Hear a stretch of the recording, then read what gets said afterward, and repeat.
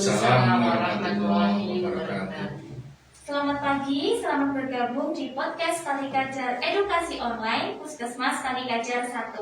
Masih bersama saya, Asti, selaku host di kolom podcast ini yang selalu hadir menemani sobat kolom semua di setiap bulannya sekali ya.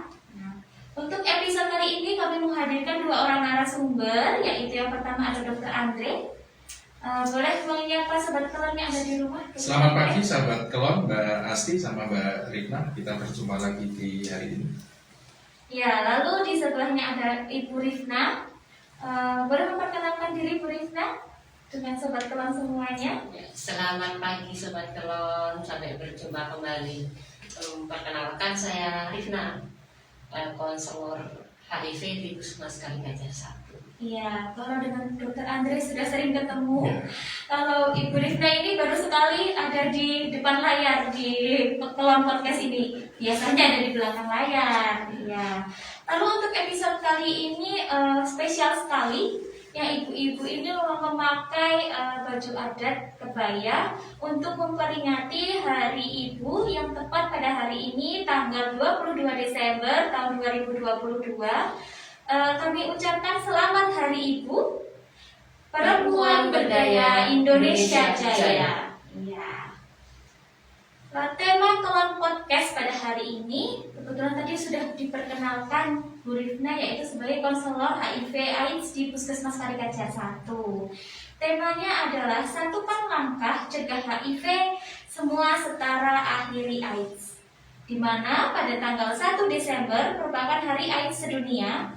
Hari AIDS Sedunia tahun 2022 mengusung tema Equalize atau setara. Tema ini memiliki arti besar, yaitu sebagai tindakan menyetarakan akses dan fasilitas layanan pengobatan HIV, terutama untuk anak-anak, pekerja seks, serta pengguna narkoba.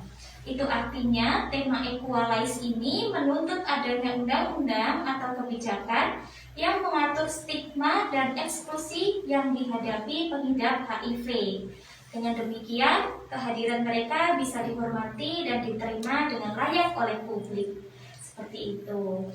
Nah, untuk temanya HIV dan AIDS, mungkin sobat kelon semuanya juga sudah pada tahu apa itu HIV dan AIDS, tapi kami di sini akan mengupas tuntas ya, Bu Rifna dan Dr. Andre tentang HIV dan AIDS.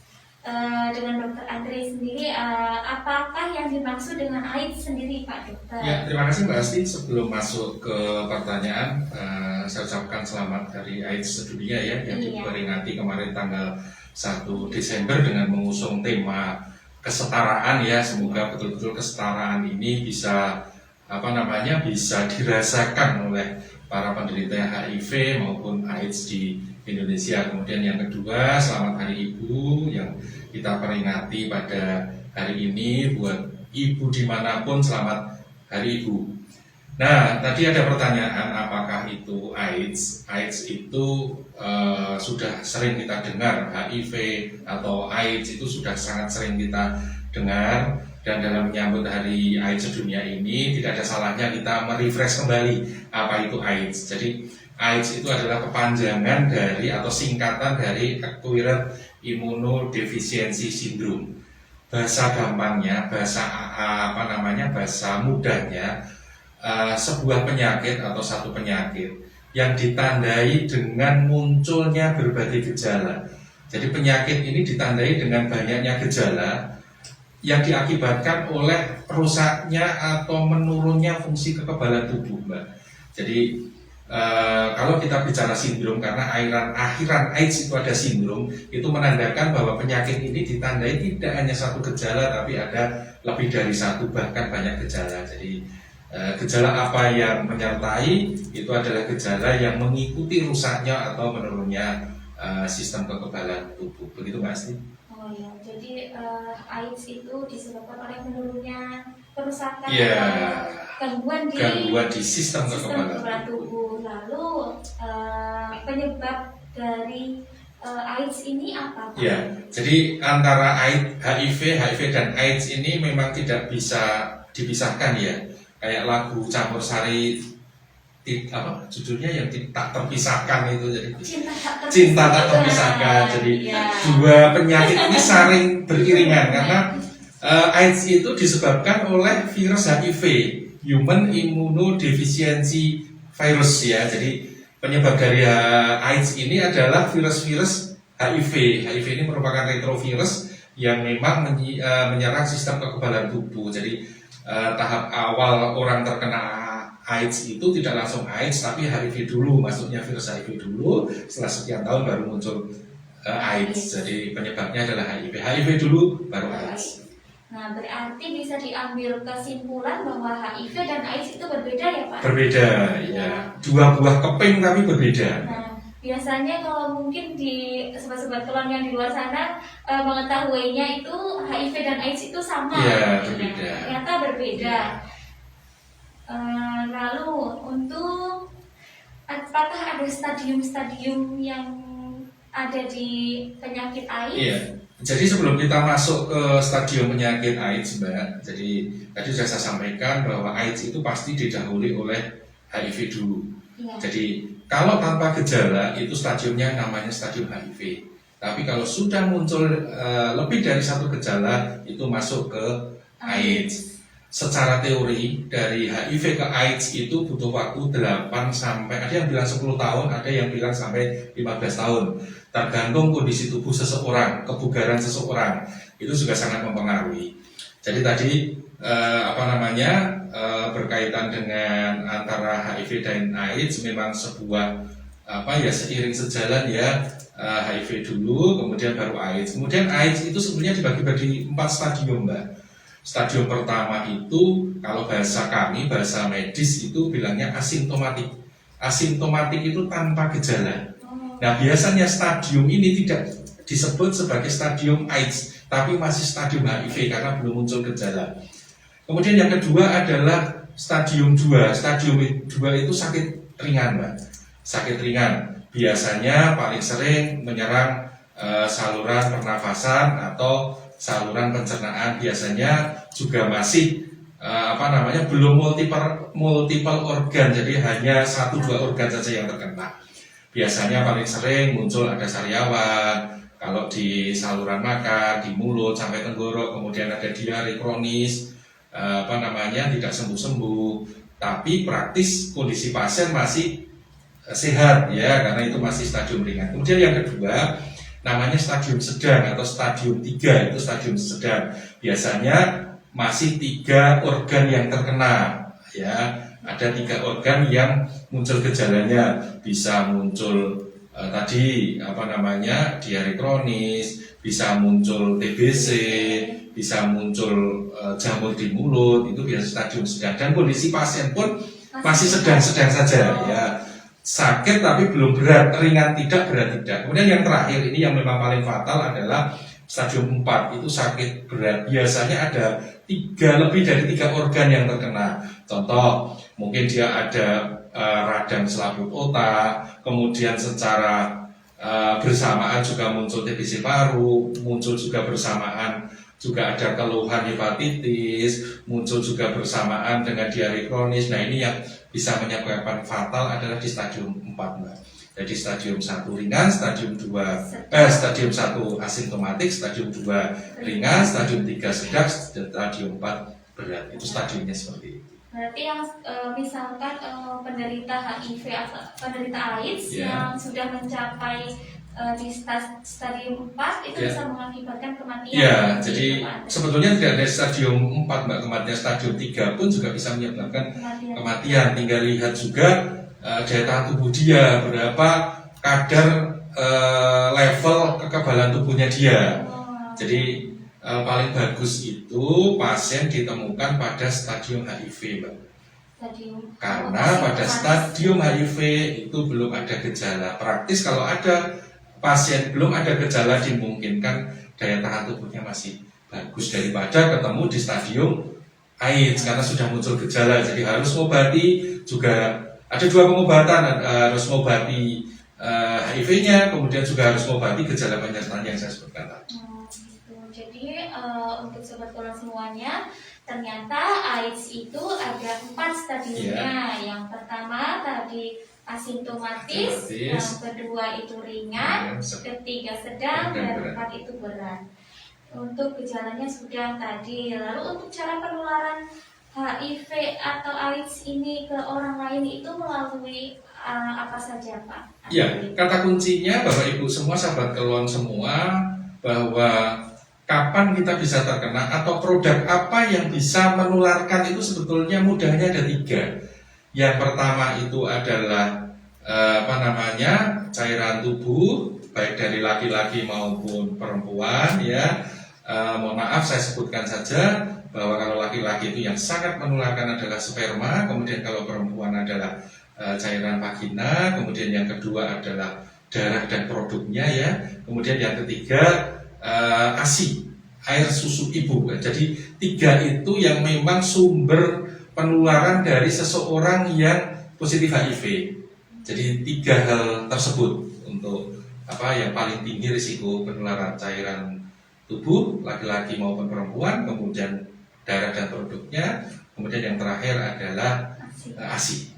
Berarti air liur enggak ya? Air liur enggak? Ya. Belum ada bukti. Makan bersama dengan penderita itu juga aman ya? Aman ya, tidur bareng dengan penderita juga aman Mbak, asal satu, jangan ridi. Jangan ridi. Tidur betul-betul tidur, nggak boleh ridi. Justru yang menularkan itu yang ridi ya. Baik, berarti untuk penularannya tadi adalah dengan cairan tubuh, yaitu dari sperma, cairan vagina, dan produk darah, serta ada ASI. Lalu Bu Rifna, ya, konselor ini, konselor HIV, iya betul senior. Lalu untuk faktor resiko apa saja yang bisa menyebabkan penularan HIV? Setelah tadi Dr. Andri sudah menyebutkan tentang cara penularan HIV ke orang lain, seperti apa Bu? Terima kasih Mbak Asti. Maaf ini agak serak nih, habis konser kemarin. Baik. Enak didengar ya, serak-serak basah. Jadi untuk faktor risiko dari orang bisa menularkan ke orang lain tadi sudah dijelaskan Dr. Andre. Jadi HIV ini penyakit menular yang cara penularnya sangat khusus.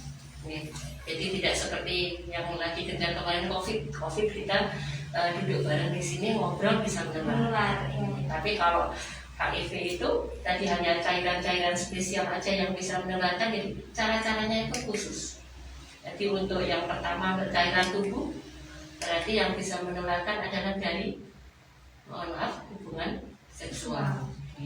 Hubungan seksual ini tidak hanya dari laki-laki dan perempuan, bisa juga laki-laki dan laki-laki atau perempuan dan perempuan.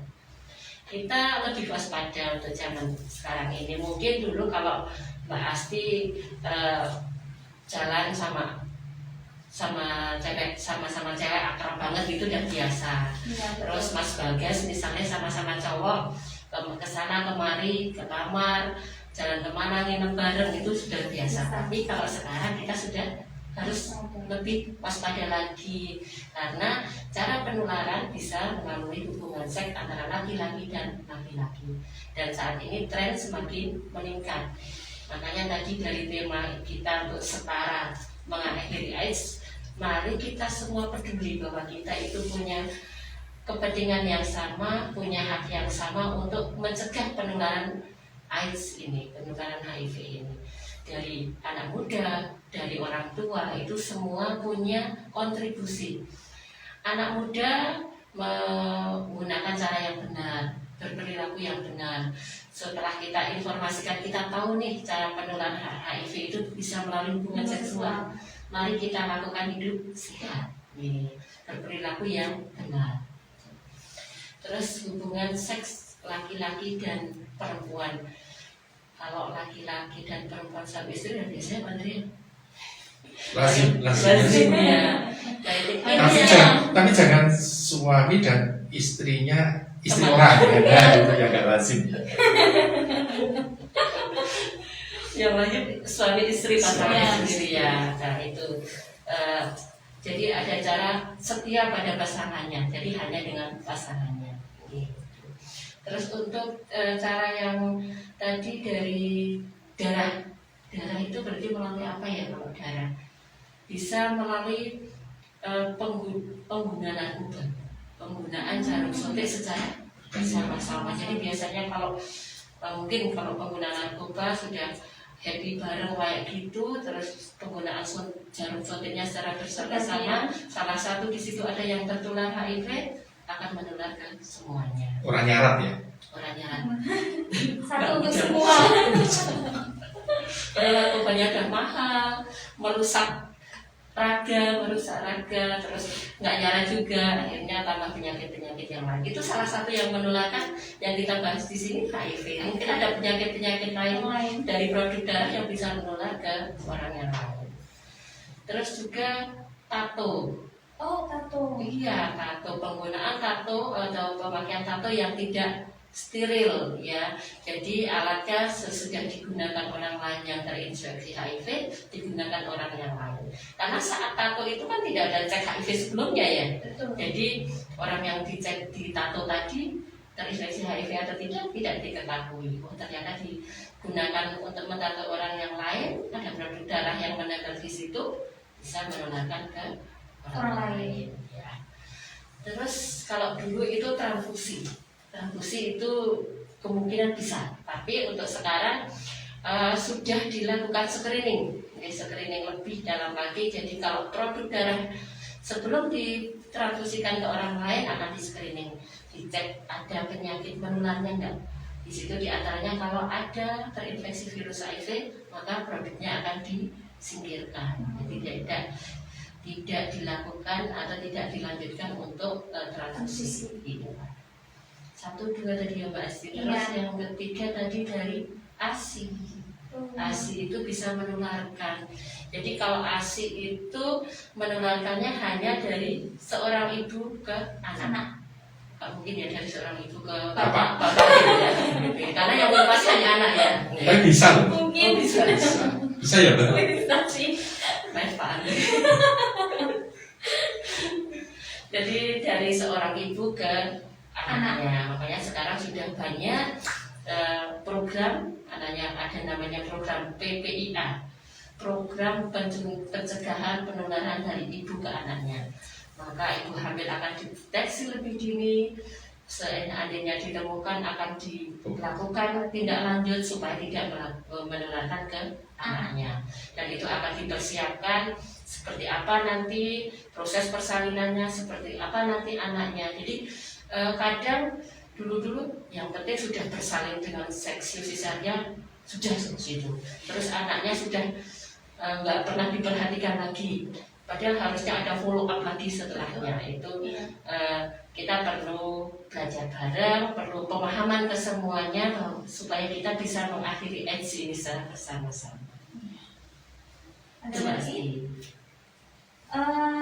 Untuk sobat kelas semuanya, kalau ada pertanyaan bisa langsung dituliskan di kolom komentar yang sudah tersedia untuk nanti kita bacakan saat sesi Q&A. Nah, tadi sudah dijelaskan ya Bu Rifna untuk menularnya perantara apa saja dan faktor resikonya apa saja. Lalu dari Dokter Andre, dengan cara apa HIV atau AIDS ini bisa dicegah? Ya, bagaimana pencegahannya sebenarnya tadi juga sudah disinggung oleh Mbak Rifna ya. Karena penularannya lewat produk cairan tubuh tersebut, maka penghentian atau pencegahannya juga berawal dari hal tersebut Mbak. Contoh tadi sudah dicontohkan oleh Mbak Rifna bahwa penularannya salah satunya itu dari hubungan seksual baik sesama jenis maupun lawan jenis, sehingga prinsip kita adalah setia terhadap pasangan, itu yang penting. Kemudian yang kedua, tidak berganti-ganti pasangan. Nah, itu bisa dimaknai setia terhadap pasangan ya, bukan terus kita setia terhadap pasangan tapi pasangan suami orang atau istri orang. Itu salah ya, salah juga kan, salah memaknai. Iya. Yang pertama, kita harus berpantang seks kalau itu anak-anak usia yang memang belum usia menikah. Ya, kata kuncinya itu berpantang seks. Kemudian kalau usia-usia yang sudah terikat pernikahan harus setia terhadap pasangannya dengan tidak berganti-ganti pasangan. Kemudian kalau yang berkaitan dengan darah dan produknya tadi juga sudah disebutkan. Kalau urusannya transfusi darah, screening PNI saya pikir sekarang sudah ketat ya Mbak ya, sudah ketat. Tidak seperti zaman dulu, sudah aman.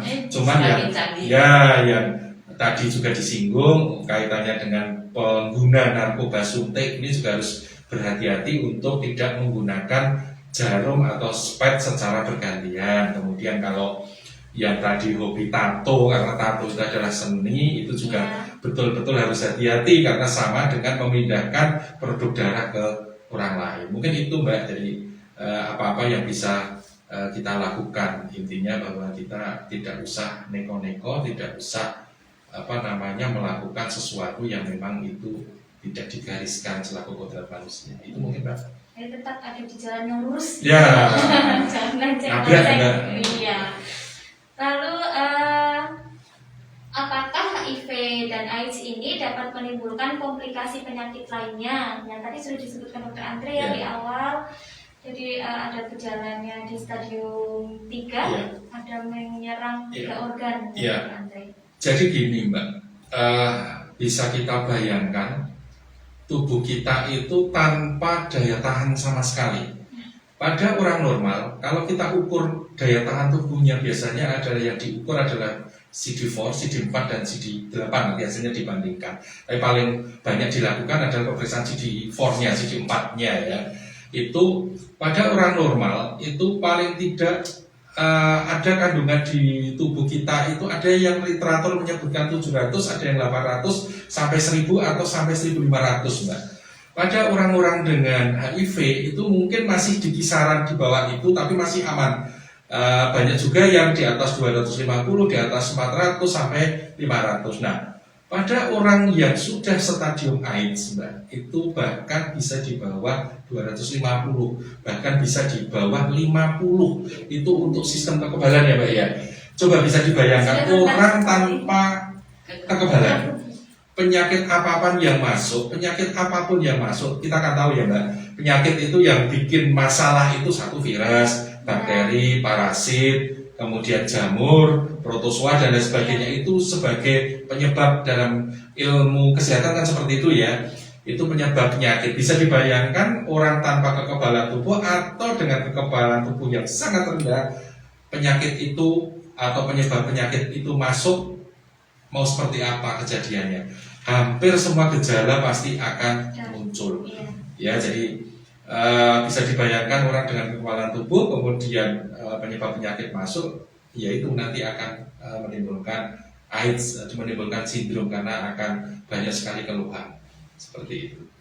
Menambahkan Mbak Asti, kalau terkait tadi yang disampaikan Dr. Andre, kalau sudah AIDS gitu, sudah banyak karena daya tubuh tentaranya sudah KO ya Mbak Andre, jadi musuh-musuh itu berdatangan gitu. Apalagi tadi yang CD4-nya sudah sampai di bawah 50, 20 pernah ada gitu. Nah, maka untuk HIV ini sebenarnya penyakit menular yang sangat tidak menular karena pencegahannya atau cara penularannya sangat khusus, dan di samping sangat khusus ada proses Mbak Asti untuk menularkan dari orang yang satu ke orang yang lain. Saya dan Pak Andri di sini sama-sama duduk, misalnya salah satunya tertular dan salah satunya terinfeksi bisa ketularan enggak? Tidak. Hanya ada melalui 4 proses. Jadi virus dari tubuh penderita HIV itu yang pertama harus exit, harus keluar. Jadi ada pintu keluarnya, dari pintu keluarnya bisa tadi, misalnya keluar darahnya atau keluar cairan tubuh tadi, cairan tubuh yang bisa menularkan itu. Terus setelah itu, setelah virus keluar, dia harus bisa survive, bisa hidup. Ya, kalau virus sudah keluar, misalnya darah sudah keluar, misalnya terkena terus darah sudah di meja, sudah 1 jam misalnya Mbak Andre, berarti dia sudah mati. Ya, sudah mati di situ, sudah tidak hidup. Terus setelah survive dia harus sufisien. Jadi jumlah virus itu cukup untuk menginfeksi. Kalau sebenarnya di air ludah pun ada Mbak Asti, cairan virus HIV dan itu ada, tapi dibutuhkan banyak. Minimal berapa? 1 ember ya Mbak Asti. Embel air mudah ya untuk menularkan ke orang lain. Jadi jumlah virusnya harus cukup. Setelah itu dia keluar, dia hidup dan jumlahnya virus cukup, dia harus ada enter, ada pintu masuknya. Jadi kalau tidak ada pintu masuknya, misal salah satu kami tertular, tidak ada pintu masuknya ke kita, tidak bisa menularkan. Jadi mau duduk bareng, mau makan bareng, mau tidur bareng pun tidak bisa menularkan. Makanya kita himbau, karena di program HIV itu ada program 3-0 namanya Mbak Asti. Apa itu? 3-0 di tahun 2030 itu program 3-0 2020 yang harapannya tercapai. Yang pertama, 0 penemuan kasus baru HIV. Yang kedua, 0 kematian akibat HIV atau AIDS. Yang ketiga adalah 0 diskriminasi. 0 stigma. Stigma atau Untuk diskriminasi. penderitanya. Iya. Kalau kita sudah tahu HIV seperti apa, cara penularannya seperti apa, kenapa kita harus stigma kepada penderita HIV? Betul. Karena cara penularannya sudah sangat khusus. Iya, tidak seperti COVID. Kalau COVID duduk diisolasi ya. Kalau HIV enggak. Nih, kita bisa berhubungan dengan mereka. Yang penting kita sudah tahu cara pencegahan dan penularannya, kita tidak tertular dari mereka. Biarkan mereka tetap menjalani kehidupannya. Karena tidak semua mereka itu salah. Mereka mungkin sudah merasa insaf ya Pak, Anda sudah merasa bersalah, ingin melanjutkan kehidupannya. Mari kita dorong, mari kita support mereka untuk bisa melanjutkan kehidupannya. Kalau mereka sehat, Indonesia juga akan kuat. Betul. Iya, itu pesan-pesan dari konselor kami. Ada tambahan dari Dokter Andri? Ya, jadi tadi disebutkan, saya sedikit nyinggung masalah gejalanya ya. Yang paling banyak gejalanya yang datang ke layanan kita ataupun secara teori itu pertama adalah biasanya sariawan yang nggak sembuh-sembuh, Mbak. Sariawan nggak sembuh-sembuh itu juga banyak. Kemudian juga diare kronis lebih dari 1 bulan tanpa tahu penyebabnya. Ya, jadi dia diare, diobati sembuh, diare lagi terus seperti itu. Sehingga pasien kadang datang sudah kurus seperti itu. Itu paling banyak terjadi. Nah, kalau sudah stadium AIDS itu biasanya akan tambah keluhannya, Mbak. Tadi juga sudah dijelaskan juga, orang dengan kekebalan tubuh yang minimal, kalau kita orang sehat kena batuk pilek itu recovery biasanya 3-5 hari sudah recovery. Ya. Tapi jangan dibayangkan orang penderita HIV AIDS ya, dengan kekebalan yang mungkin dia sudah di bawah 50 terkena batuk pilek ini juga jadi perkara kalau mereka, karena praktis tidak ada kekebalan alami yang bisa melawan. Jadi batuk pilek bagi kita itu sesuatu yang lazim, tapi bagi penderita HIV itu malah petaka betul, Mbak. Jadi penyakit minimal pun kalau terkena pada penderita AIDS akan menjadi malapetaka. Itu yang perlu dipahami oleh sahabat kawan semua. Karena sudah tidak ada yang tetap Ya, secara alami sudah tidak bisa melawan. Iya, betul. Ya, tadi sudah dijelaskan banyak. Lalu kalau saya bertanya, kalau misalnya virus HIV ini sudah masuk ke dalam tubuh, tadi kan ada proses enter, ya.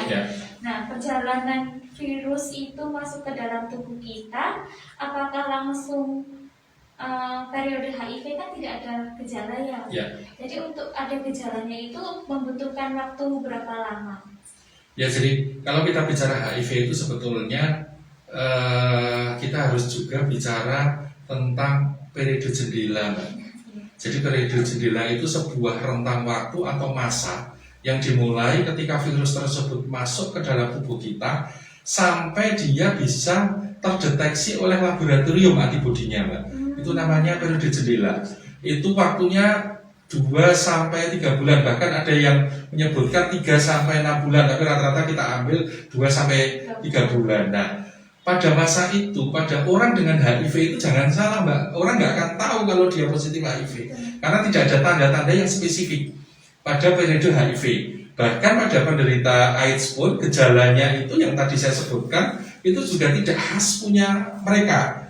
Orang dengan TBC, penyakit TBC juga bisa. Orang dengan jamuran pada rongga mulut sampai tenggorok penyakit lain juga bisa. Jadi sebetulnya tidak ada yang khas bagi penyakit ini.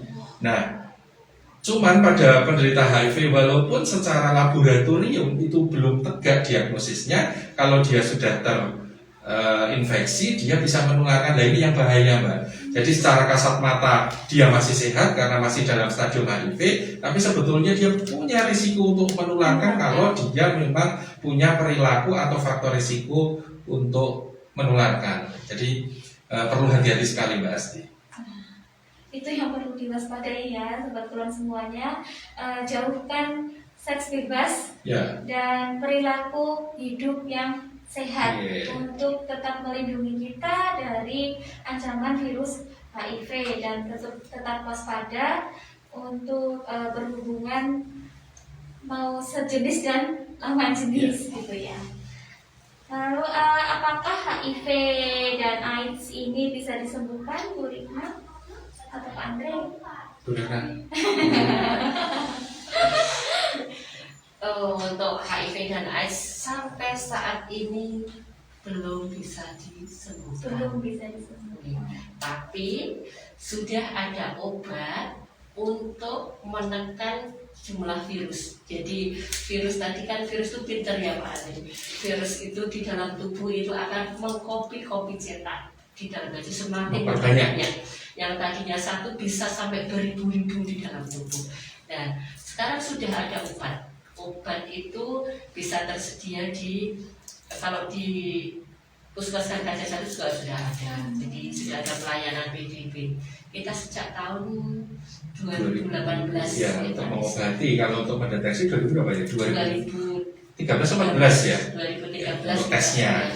Sudah bisa melayani tes. Terus untuk pengobatan mulai tahun 2018. Nanti ada tes, konseling, dan pengobatan. Iya.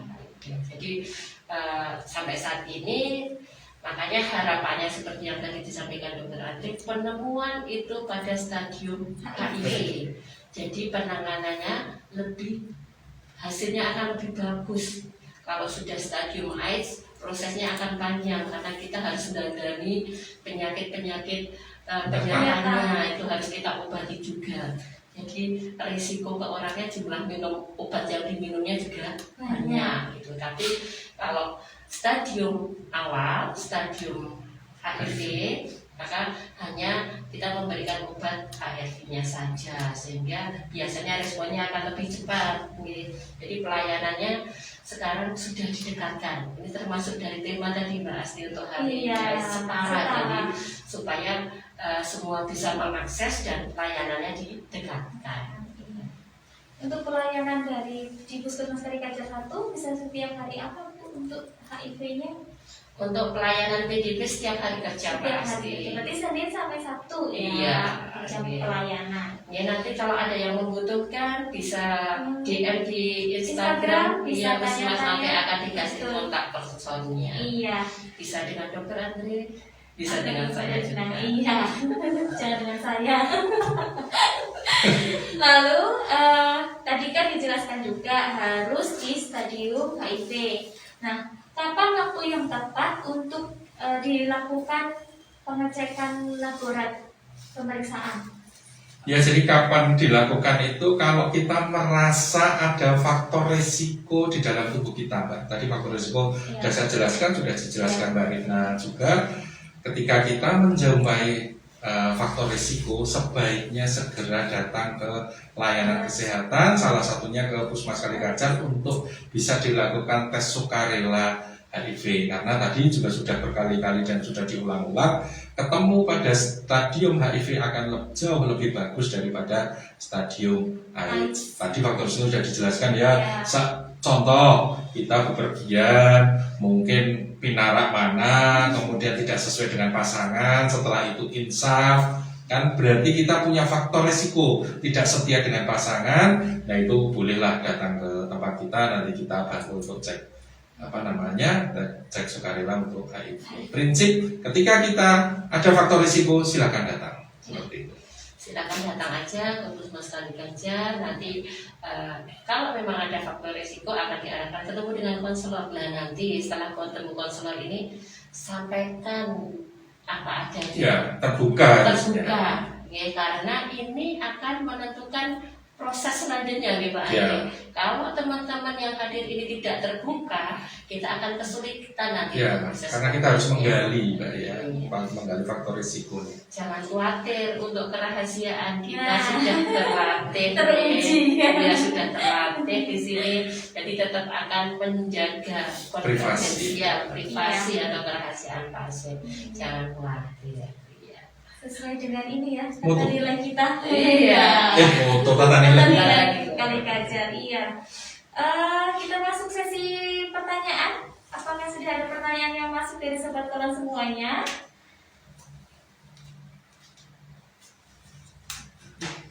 Sudah ada, oke. Yang pertama, kenapa ibu hamil harus cek atau tes HIV? Bu Rifna atau Ya, Andre? ibu hamil tadi juga sudah disebutkan karena ibu hamil itu punya faktor risiko juga ya. Jadi kalau orang nggak hamil, faktor risikonya itu katakan risiko terkenanya hanya satu orang. Nah, pada ibu hamil ini kan jadi dua orang ya, ibu maupun janinnya. Dan tidak hanya itu, proses nanti seperti apa persalinannya, kemudian penata laksanaannya, apakah ASI eksklusif atau tidak, itu juga tergantung dari tes. Sekali lagi, bahwa ibu hamil memang wajib dites HIV karena dia membawa dua yang berisiko tertular dan juga menentukan prognosa itu kalau bahasa gampangnya gambaran perjalanan penyakitnya ke depan, nanti apakah harus sesar, apakah nanti bisa pertolongan dengan persalinan normal atau apa. Karena ketika nanti kita salah melakukan itu, sebetulnya dia positif tapi nanti dia ketika bersalin normal di tempat fasilitas kesehatan yang memang mungkin tidak terstandarisasi untuk menolong penderita HIV yang melahirkan. Ini juga perkara juga kasihan teman-teman tenaga kesehatan yang sudah membantu pertolongan, tapi ternyata yang dia tolong itu ternyata positif HIV, karena di situ juga rentan sekali dia tertular seperti itu. Iya pasti tadi untuk pemeriksaan kepada ibu hamil ya, itu termasuk program BPIA tadi. Iya. Jadi karena ada anak yang dikandung, kita harus menyelamatkan minimal kalau ibunya sudah tertular jangan sampai ke anaknya. Jadi nanti sudah dipersiapkan prosesnya. Makanya ibu hamil disarankan untuk periksa tes HIV ini lebih awal, yaitu pada trimester pertama, sehingga punya waktu yang cukup untuk mempersiapkan sampai dengan kelahiran. Jadi kalau sudah ditemukan seperti itu aturan yang baru, setelah ditemukan langsung diberikan terapi sehingga sangat meminimalisir penularan dari ibu ke anaknya. Karena proses penularan itu terjadi di dalam kandungan, saat persalinan dan pasca. Dan yang paling banyak menularkan itu adalah pada saat proses persalinan yang Pak Andi. Ya. Jadi makanya setelah ditemukan akan ditindaklanjut di terapi, terus dipersiapkan nanti persalinannya mau seperti apa. Setelah itu nanti dipersiapkan ini anak mau minum nanti makannya apa, pakai ASI atau pakai PASI, pertimbangannya seperti apa gitu. Setelah itu nanti anak juga akan mendapatkan terapi untuk pencegahan. Jadi enggak sudah dilahirkan sudah masih ada tindak lanjutnya nih, harus diberikan terapi dan harus kita kontrol sampai dengan dia benar-benar dinyatakan bebas tidak terinfeksi virus HIV. Itu kapan? Kalau saat ini kita untuk pemeriksaan baru bisa menggunakan rapid ya. Jadi untuk anak dari ibu dengan HIV itu bisa dilakukan pemeriksaan setelah umur 18 bulan. Dan alhamdulillah di kabar gembira kita sudah beberapa menolong ibu hamil ya Pak Andrian, mendampingi ibu hamil bersalin dengan SC, dan setelah umur 18 bulan kita tes hasilnya negatif. Jadi kita ikut berperan sebagai nakes untuk menciptakan generasi penerus yang sehat. Gitu ya. Jadi harus waspada untuk ibu hamil semuanya harus melakukan tes HIV paling tidak 6 bulan Mbak. Standar itu ibu hamil minum obat nanti dinyatakan persalinannya normal, aman, itu 6 bulan minum obat Mbak. Kalau sudah 6 bulan minum obat, itu nanti virusnya bisa ditekan semaksimal mungkin sehingga dia akan aman dalam proses persalinan. Karena boleh kita tahu tentang HIV tapi jangan pernah kenalan, karena tadi sudah disebutkan Bu Rifna, anaknya pun harus dipantau Mbak. Untuk kondisi Wonosobo baru bisa dilaksanakan pada 18 bulan. Walaupun teori mengatakan bahwa nanti darah yang ada di dalam tubuh, kenapa 18 bulan ini juga perlu dipahami. Karena apa? Karena ketika di dalam kandungan itu darah ibu sama darah anak ini masih bercampur, jadi anak belum bisa memproduksi darah, sehingga virus ibu dimungkinkan ada di dalam aliran darah tersebut, sehingga secara teori itu pada usia 6 bulan itu sudah mulai menurun, sel darah yang dimodal dari ibu itu sudah mulai turun. Nah, cuman beberapa penelitian juga menyebutkan bahwa pada usia 12 bulan ini juga ternyata masih ada di situ. Jadi kalau dites itu pasti akan positif. Positifnya bukan positif beneran tapi positif palsu kan. Sehingga di tes pada usia berapa tadi 18 bulan diharapkan darah di dalam tubuh bayi ini sudah bersih dari darah yang dari ibunya. Dan sebelumnya ada pemeriksaan tapi di daerah-daerah tidak tersedia, yaitu RNA untuk proteinnya. Kalau tadi kan dites antibodinya ya, kalau ini RNA itu standar WHO bisa dites pada usia 2-4 minggu, tapi tidak semua rumah sakit atau laboratorium tersedia. Ya. Jadi untuk ibu hamil tetap waspada, jangan lupa untuk mengikuti tes HIV di trimester pertama, supaya kalau misalkan memang jeleknya hasilnya positif bisa minum obat 6 bulan dengan maksimal, jadinya persalinannya aman dan lancar. Ada lagi pertanyaan dari Sobat Kelon? Pernah tes HIV dan hasilnya negatif. Nah, dulu saya pernah tes HIV dan hasilnya negatif. Apakah perlu tes HIV lagi? Ya, jadi untuk pertanyaan kedua, kalau ini harus di tracing ya, harus diikuti dulu tes HIV-nya itu ketika muncul faktor risiko apa, kemudian setelah dites itu kapan, kemudian setelah itu dia melakukan kebiasaan-kebiasaan yang mungkin berisiko terhadap penularan apa enggak. Sebaiknya ini Mas apa Mbak ya yang tanya ya, ini sebaiknya rawuh saja ke layanan kami biar nanti bisa kita petakan mulai dari awal tes, kemudian selama ini aktivitasnya seperti apa. Mungkin tidak bisa kami jawab di sini ya, karena ini menyangkut privasi, menyangkut rahasia yang harus kita jaga ya. Lebih baik nanti rawuh saja ke layanan kami. Nanti kita diskusikan di sini. Bisa DM ke boleh juga, nanti akan kami arahkan ke Bu Rifna. Ya, karena kami harus bertanya faktor risikonya apa dulu kok dites gitu. Dan juga tidak mungkin akan chattingan dan kita live kan seperti ini. Saru. Ada lagi pertanyaan dari Sobat Kelon yang sudah masuk? Tes HIV perlu dilakukan dalam kurun jangka waktu berapa lama? Coba Mbak Rifna. Ya. Mungkin ini maksudnya dia sudah melakukan hal yang berisiko mungkin ya, sudah melakukan hal yang berisiko ya sebenarnya.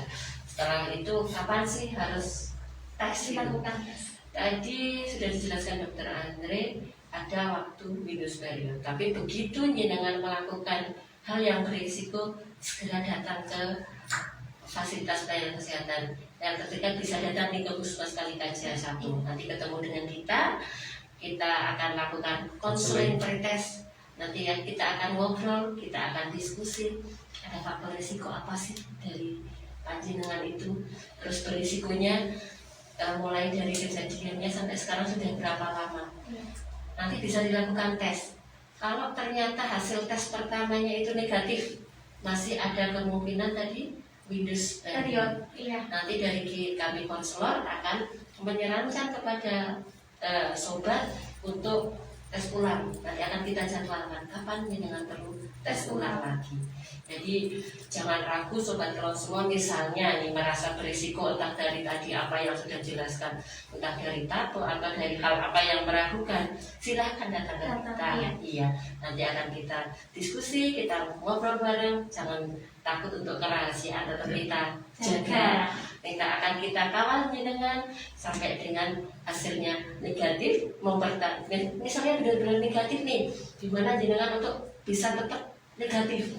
Terus misalnya hasilnya positif nih, sobat kelon harus gimana nih kalau saya positif, nanti akan kita dampingi. Ya. Jadi jangan takut untuk datang ke Puskesmas Kalikajar 1 atau ke fasilitas kesehatan lainnya untuk melakukan tes HIV untuk sobat kelon semua yang merasa melakukan hal-hal yang beresiko.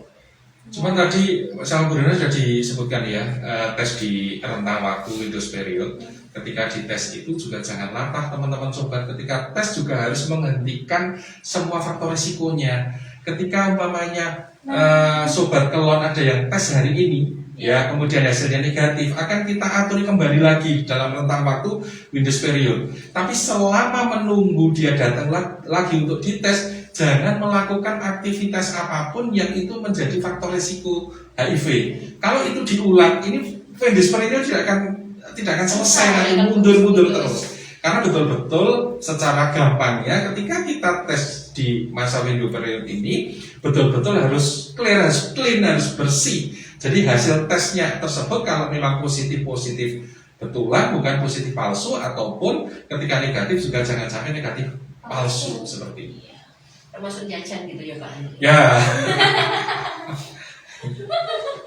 Jadi benar-benar pada saat setelah diperiksa itu benar-benar dia bersih. Iya, bersih. Jangan sekarang tes besok jajan lah, nggak selesai. Tes sekarang negatif, tapi yang jajan besok belum tahu kan. Mundur lagi kan. Mundur lagi nanti.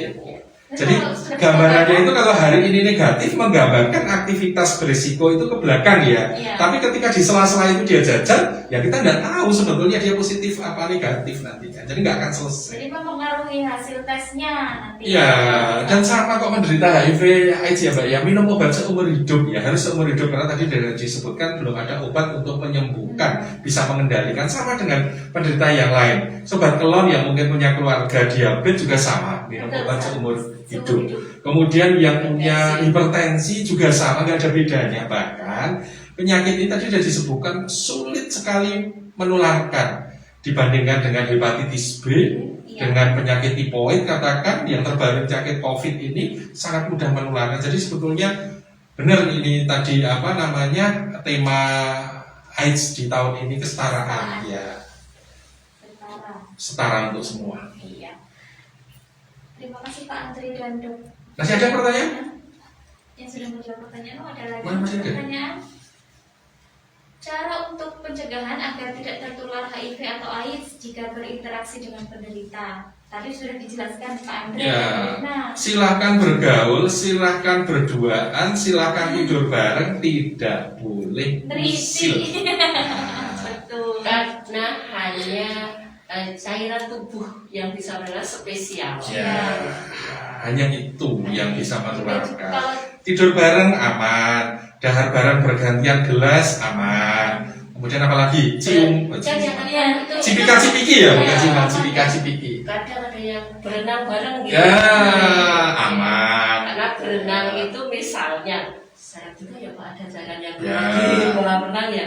Misalnya ada sampai yang dua tahapan tadi. Ada proses Masuk. exit, Ya. kalau di air itu Nah. bisa hidup enggak? Sama bisa diencerkan kalau ya, itu. makanya aman. Nah, kalau di kolam renang kan biasanya ada yang jorok ya Bu. Ada yang pipis di situ. Aman, oh, pipisnya kan hanya berapa cc kolam renang. Kalau pribadi jangan-jangan. Iya, berarti pasti kalau renang pipis di kolam renang ya. Kalau misalkan cairan tubuh yang seperti air, urin seperti itu bisa menularkan atau Ada kandungannya tapi tidak cukup untuk menginfeksi karena tapi jumlah sama virus. seperti air Tadi itu. kan sudah disampaikan ya, air udah bisa tapi berapa ember. Iya, iya, iya. Kolam renang segitu banyak, pipis paling berapa banyak. Mungkin pipisnya lebih banyak dari air di kolam renang bisa. Oke. Yang lain Mas ada? Sambil guyon nggak apa ya. Berapa lama waktu harapan hidup seorang penderita HIV atau AIDS? Ya. Mungkin yang sudah melakukan pengobatan. Ya, intinya bahwa tingkat keberhasilan atau survive-nya seseorang untuk saat ini tergantung dari kepatuhan terhadap pengobatan. Karena tadi sudah disebutkan, obat ARV itu bisa meningkatkan harapan hidup karena dia menekan replikasi atau copy paste-nya virus, kemudian kekebalan akan naik. Dengan kekebalan naik, dia akan bisa melawan penyakit-penyakit yang hinggap pada dirinya. Sehingga kuncinya itu satu, kepatuhan terhadap pengobatan. Yang kedua, program cerdik ya, atau germas atau berperilaku hidup sehat, itu bisa masuk semua programnya. Intinya itu. Ada lagi sahabat kolom yang bertanya? Ini banyak banget yang bertanya ya. Iya, ada aktif ya. Apakah seorang penderita HIV atau AIDS yang sudah menjalani pengobatan bisa meningkatkan kualitas hidup? Bisa sekali. Bisa menikah, bisa punya momongan, bisa seperti orang sehat. Jadi jangan khawatir ya untuk mungkin sobat kolon juga ada yang ikut hadir nih, yang kemarin baru aja nikah nih, sudah berobat, terus ketemu pasangannya akhirnya menikah, dan hidup bahagia. Semoga sakinah mawaddah warahmah. Dan yang akan menikah juga yang semangat. Iya. Jangan putus asa. Ini mungkin ada yang lihat ya. Harus menikah, harus move on. Iya. Melanjutkan hidup ya. Tapi move on loh ya, begitu menikah. Terus ya jangan melakukan tindakan-tindakan yang berisiko seperti itu. Sudah menikah ternyata dia masih punya pasangan yang sejenis, kan juga nggak lucu juga. Oke. Demikian pertanyaan-pertanyaan tadi sudah dijawab oleh Dr. Andre dan Bu Rifna. Untuk sobat kolon semua yang ketinggalan podcast ini, nanti bisa langsung kunjungi laman YouTube kami di PKM Kalikajar 1 WSB ya, di YouTube ya.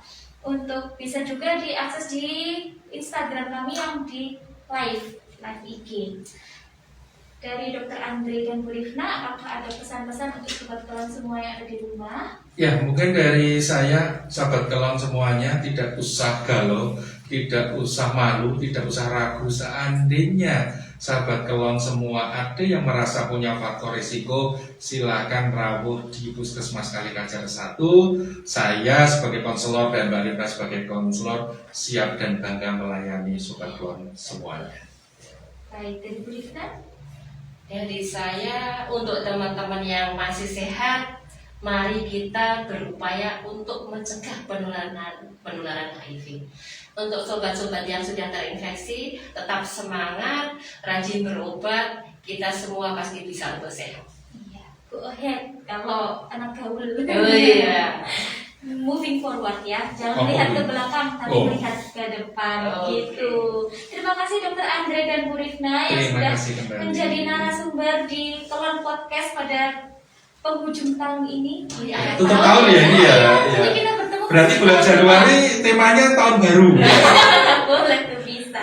Ya, demikian Kelon Podcast pada hari ini. Terima kasih sobat Kelon yang sudah bergabung bersama kami. Semoga apa yang kami sampaikan dapat bermanfaat dan dapat merubah stigma negatif tentang penderita HIV atau AIDS.